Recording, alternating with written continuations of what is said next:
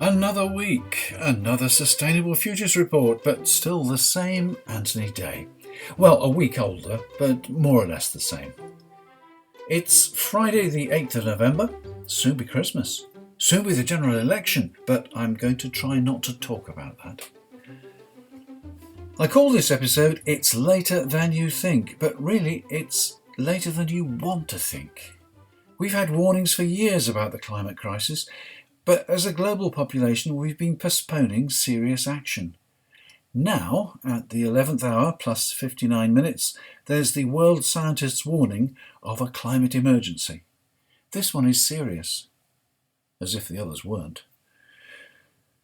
In other news, I'll be talking about the moratorium on fracking, a citizens' assembly, a new coal mine, smog in Delhi, why Trump may pull federal aid funds from California fire zones, why it could be the end of the runway for some private planes, and why you may need more than wellies in Dublin. Finally, Dr. Matt Winning tells us about his work as a climate researcher and his other life as a stand-up comedian. Top story this week is the Alliance of World Scientists, AWS, which has issued a climate emergency warning. The AWS is a new international assembly of scientists which is independent of both governmental and non-governmental organisations and corporations. It claims 23,000 members across 180 countries. Here's the opening part of their statement. We scientists have a moral obligation to clearly warn humanity of any catastrophic threat. In this paper, we present a suite of graphical vital signs of climate change over the last 40 years. Results show greenhouse gas emissions are still rising, with increasingly damaging effects. With few exceptions, we are largely failing to address this predicament. The climate crisis has arrived and is accelerating faster than many scientists expected. It is more severe than anticipated, threatening natural ecosystems and the fate of humanity.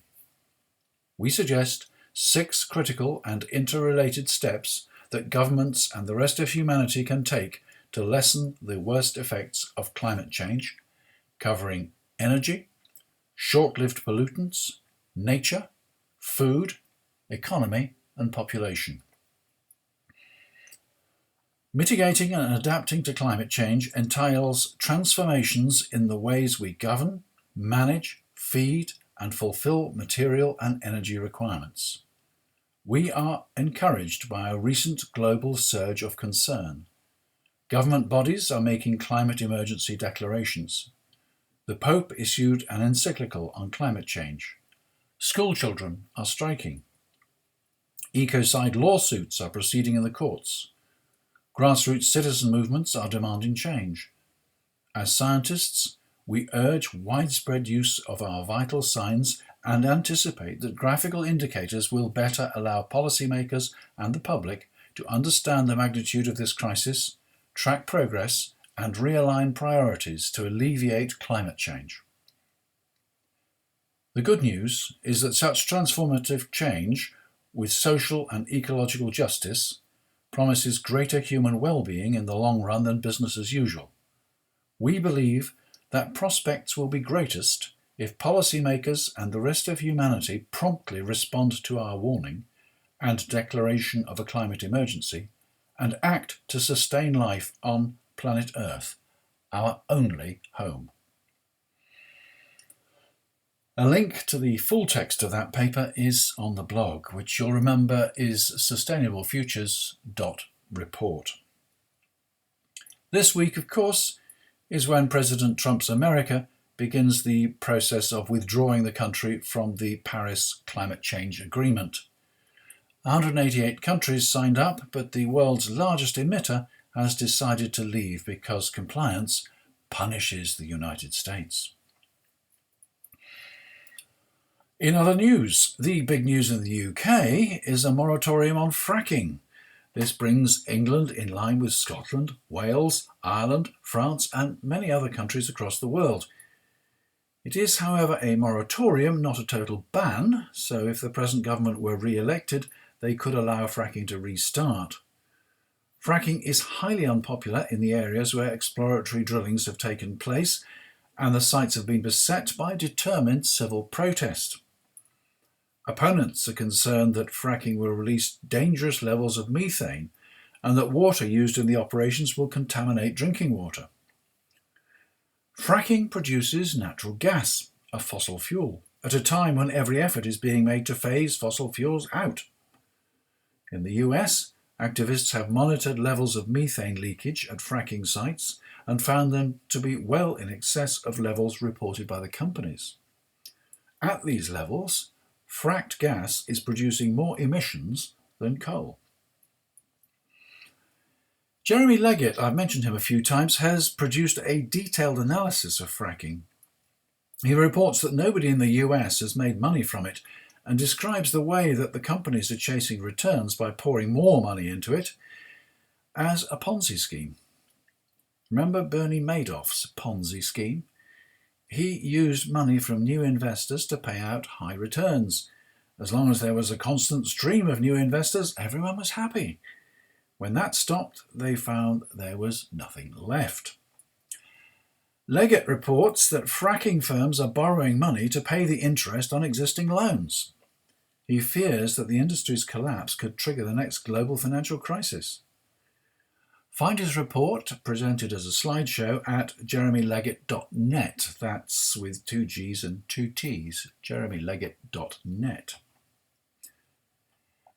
In the same week as the UK government announced a halt to fracking, it gave its approval to a new deep coal mine in Cumbria, northwest England. At first sight, it seems perverse to expand production of coal, the dirtiest of the fossil fuels. This particular mine will produce metallurgical coal for steelmaking, both for export and to replace imports. Greenpeace says electricity should be used for steelmaking, but industry experts say that's not how it works. The mine will generate 500 new jobs with as many as 2,000 in the supply chain. If we're going to make steel, we are going to need coal. Can carbon capture and storage be adapted to the industry? Maybe in the UK, as indicated on the West Cumbria mining website. The risk is that this coal will be exported to nations with little or no emissions regulations, and UK products made to exacting environmental standards will be priced out of the market. There's nothing simple in sustainability. A very difficult call for the local planners, but in the end they found in favour of the mine and the government supported them against objectors. One of Extinction Rebellion's demands has been for the establishment of a citizens' assembly. I complained last week that the government under Theresa May had promised such a body, but that nothing had happened. Everything's changed. Now, a cross-party parliamentary group formed of 6 committees representing different government departments has just announced that it will approach 30,000 households and invite people to become assembly members. The invitees to Climate Assembly UK have been selected at random from across the UK. From those who respond, 110 people will be chosen as a representative sample of the population. They will meet over 4 weekends from late January in Birmingham and will discuss topics ranging from transport to household energy use. Extinction Rebellion gave the move a very cautious welcome and explained that the proposed assembly did not meet their expectations. We're pleased that 30,000 people will be receiving a letter in the post inviting them to take part in a citizens' assembly on climate change, they said. We hope they respond so that they have a chance of participating in this important citizens' assembly. More specifically, they say, we are devastated that this citizens' assembly will only be addressing how to reach net zero emissions by 2050. We would urge the organisers to ensure that the members of the Assembly are presented with evidence as to why 2050 is inadequate. This Citizens' Assembly is advisory, toothless in other words. The Citizens' Assembly must be founded in climate and ecological justice. Where is the select committee representing DEFRA, Department for Environment, Food and Rural Affairs? Why are they not involved in this? Extinction Rebellion demands a citizen assembly that is endorsed by government and has real decision-making power. Extinction Rebellion's detailed response can be found on their website, and there's a link on the blog. This week, the UK Finance Minister, or Chancellor of the Exchequer as we prefer to call him, launched a review to determine how the UK would end its contribution to global warming. The Net Zero Review, said the Chancellor, will assess how the UK can maximise economic growth opportunities from its transformation to a green economy. The UK is leading the way on tackling climate change as the first major economy to legislate for net zero greenhouse gas emissions by 2050. I've just been doing some research into carbon offsets, and I'm concerned about what net zero emissions actually means. I have serious doubts that it's achievable. I'll do some more research on that and get back to you. I'll read the terms of reference for the Net Zero Review as well. They say, the review will also consider how to ensure we can cut our emissions without seeing them exported elsewhere. That is very important because in the past the UK has not been the only country to claim massive emissions reductions while ignoring the fact that it has been importing goods which used to be made at home in factories which have gone. I was also a bit concerned that it was the Chancellor of the Exchequer who made the announcement. Does this mean that we're going to do it as long as it doesn't cost too much? I know we don't have a Department of Energy and Climate Change anymore, but shouldn't the Department for Business, Energy and Industrial Strategy be taking a lead on this? And what about the aforementioned DEFRA, given that land management and use contribute as much to emissions as electricity generation, at least on a global scale?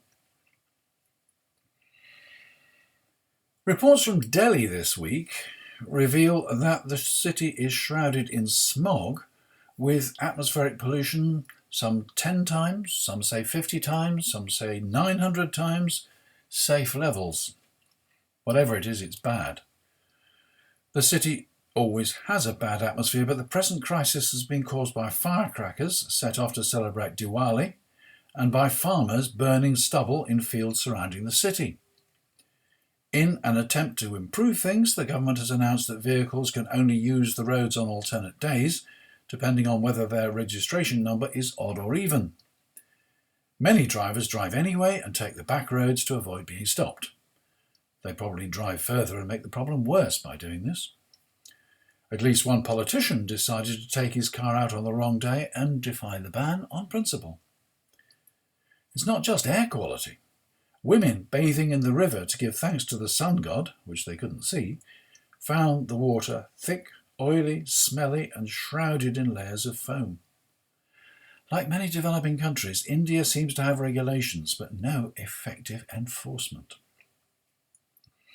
The British Labour Party is exploring plans to ban private jets from UK airports from as early as 2025, should it win the election, in the party's latest broadside against the super-rich.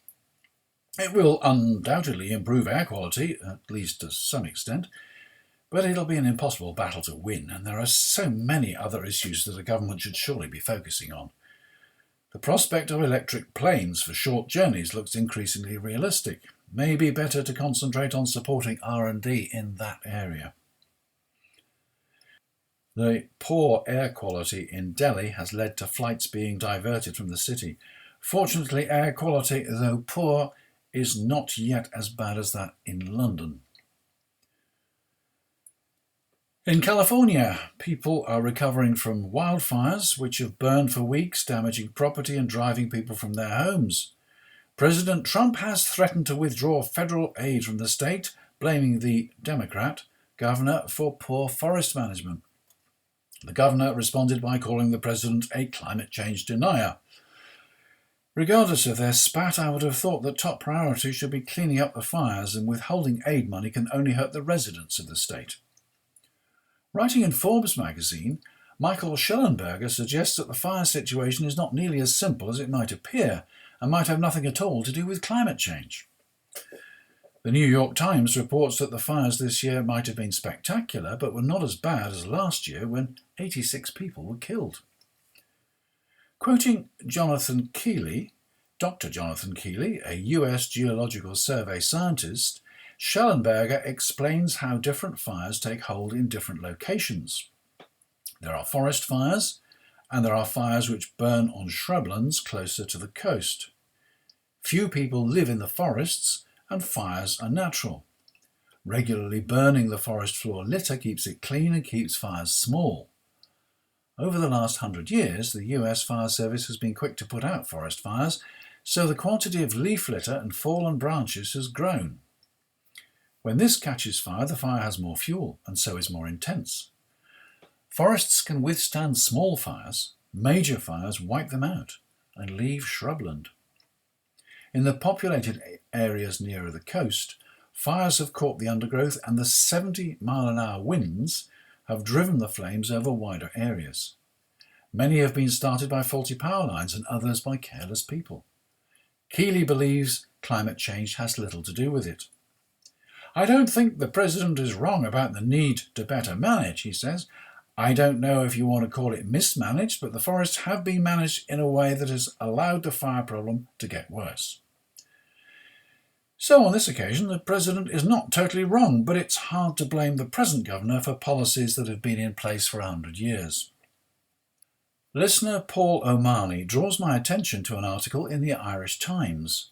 Professor Peter Thorne of Maynooth University says it's only a matter of time until the elements combine for a devastating storm surge which will leave thousands of homes, businesses and landmark buildings in Dublin underwater. If a storm-force onshore wind coincided with a high spring tide, water from Dublin Bay would surge into the River Liffey while it was in full flow from the Wicklow Mountains. The combination of water trying to escape and water being pushed up into the river means it will end up moving sideways, he said. The Liffey would overtop into the surrounding areas, resulting in major flooding in the city centre. There would be hundreds or thousands of properties, basically, residential, commercial and government properties that will be underwater for a considerable length of time, with all the implications that that has. Of course, Dublin is by no means the only city vulnerable to storm surges. Many of the world's major cities are on coastlines or estuaries. Sea level rise is measured in millimetres per year, but multiplying that by the vast area of the ocean's surface gives an awful lot of water. Water to be added to the surge when wind, rain and tides coincide. Professor Thorne expects to see such a surge within his lifetime. He's 40 years old. And now here is Dr. Matt Winning, climate researcher and comedian. First of all, thank you very much for taking the time to join the Sustainable Futures Report. Not at all. Thank you for having me. Now, I've introduced you as a researcher at UCL, a researcher into climate. Could you just tell us a little bit about what you are actually doing? Yeah, absolutely.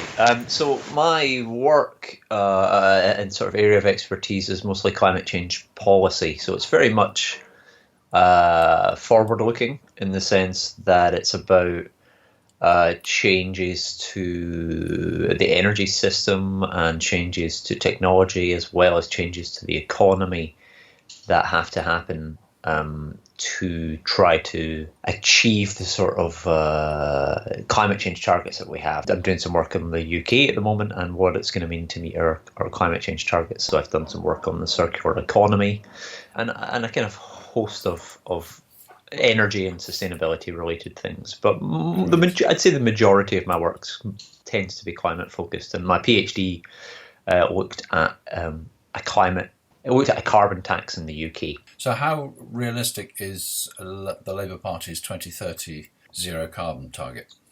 Well, it's a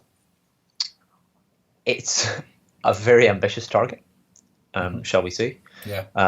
But I think it is at the stage where these sort of ambitious targets are actually probably required.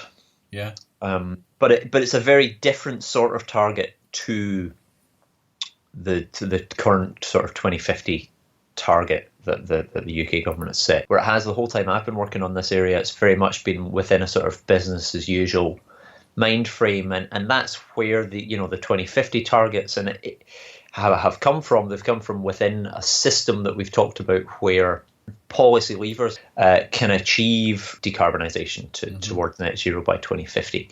Whereas if you are talking about doing that in the next 10 years, you're talking about an entirely different system and doing it with normal policy levers that most people have been discussing over the past couple of decades.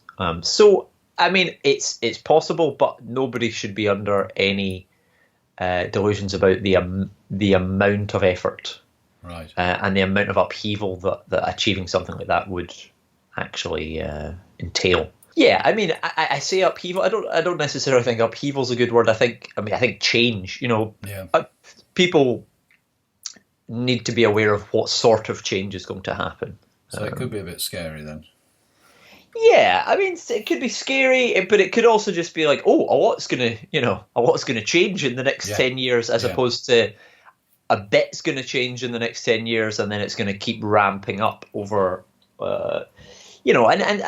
so I think areas. I mean, this isn't my area of expertise at all, but I think areas of behaviour and public acceptability and other areas like that are going to become increasingly important over the coming kind of decade, I think. But I think it's a really interesting time, and where the area that I'm working in, I think it's incredibly interesting because I think we've had debates about climate on various aspects, but I think most people are now well aware of what's happening and want to know what either they can do about it or what needs to be done about it.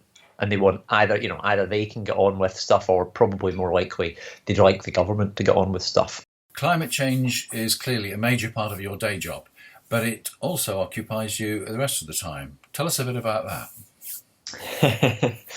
Well, yeah, my life. I used to get to switch off from climate change by going and performing stand-up comedy in several evenings a week. And I started that quite a long time ago, 2009, during my PhD.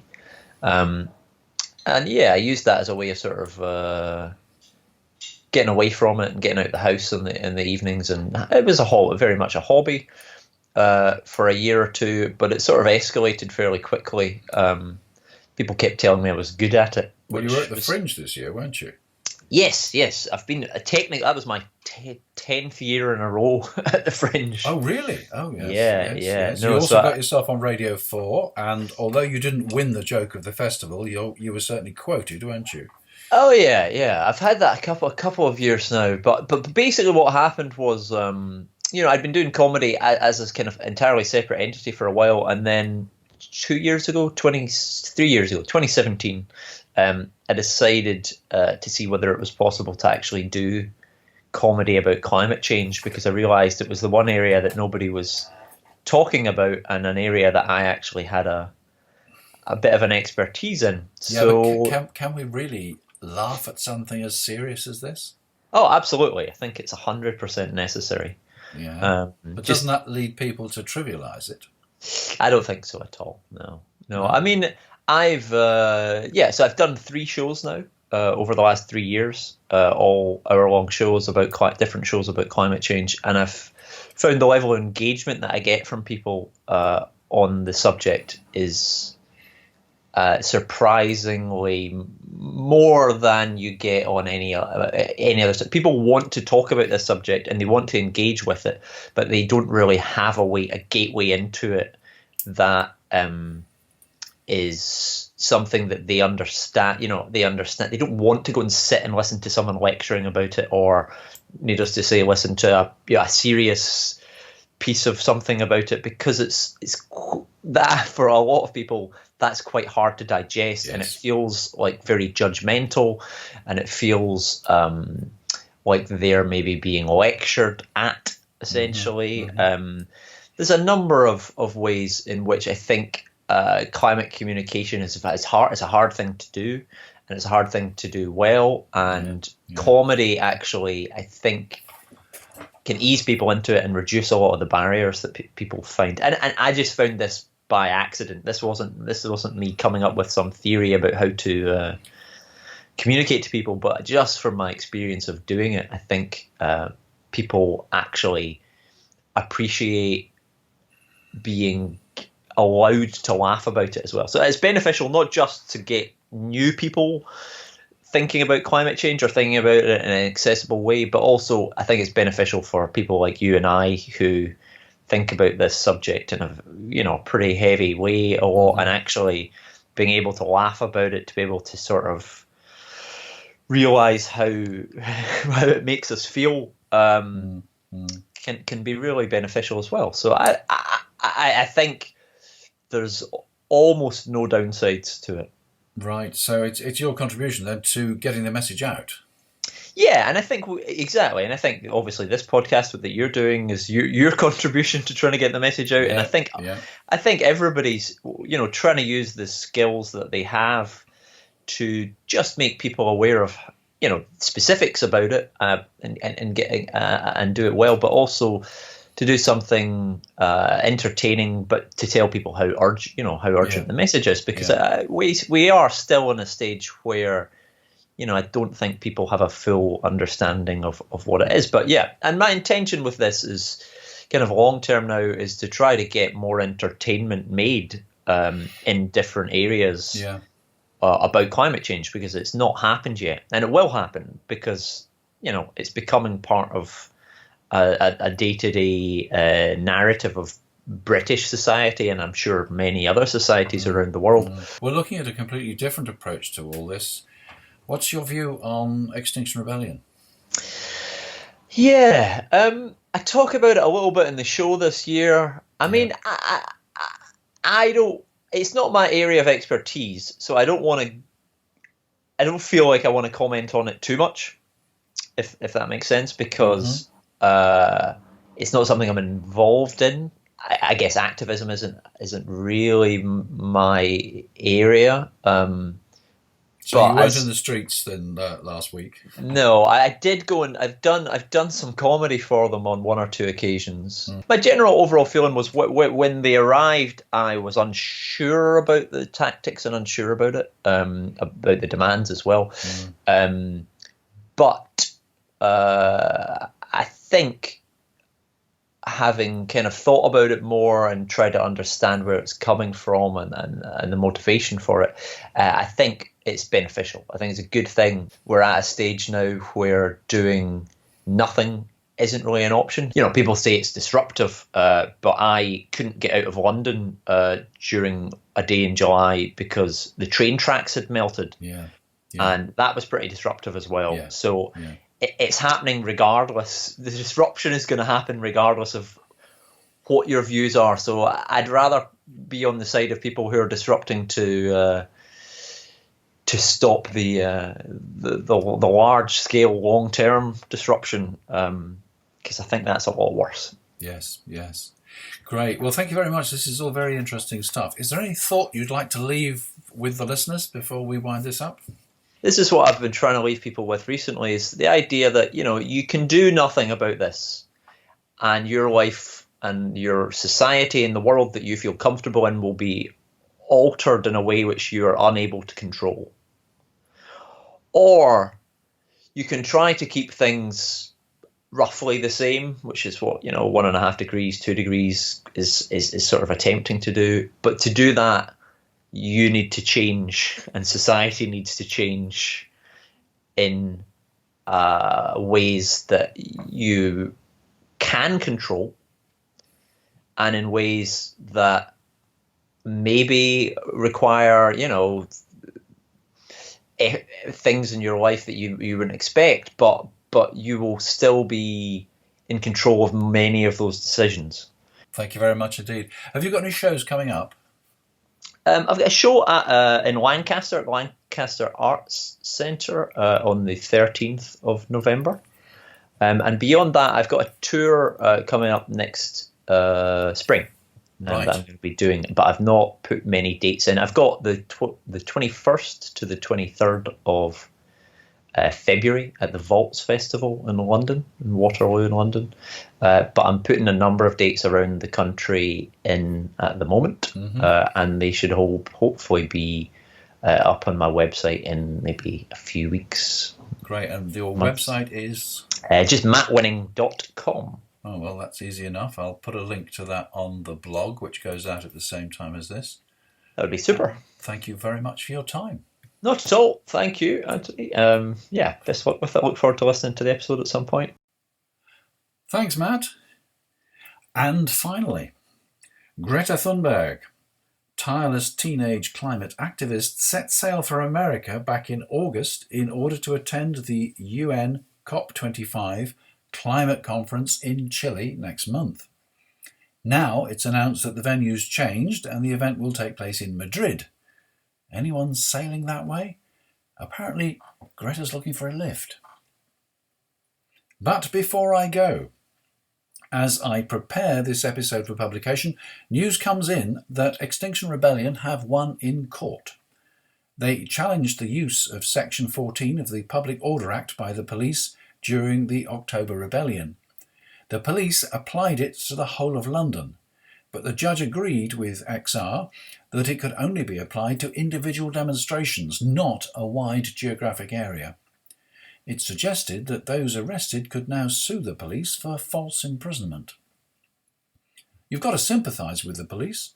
They're being caught in the middle because Extinction Rebellion believes that only by overstretching police resources can the government be made to listen. While much of the policing in October was low-key and almost friendly, allegations of heavy-handedness, particularly against disabled protesters, must be investigated. And that's it for another week.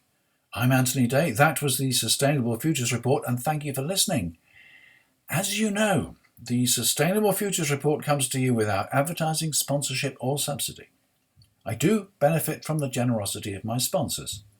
They pledge to donate a monthly amount from $1 upwards, which helps to cover my hosting and transcription costs. If you are already a patron, your support is much appreciated. If not, you could sign up at patreon.com/SFR. That's patreon.com/SFR. If you do, you'll get a shout out, a unique metal badge, and my sincere gratitude. I'll also give priority to any issues you think I should address, and you'll usually get each episode at least one day in advance of Friday publication. That's it for this week. There will be another Sustainable Futures Report next week. I wonder what it'll be about.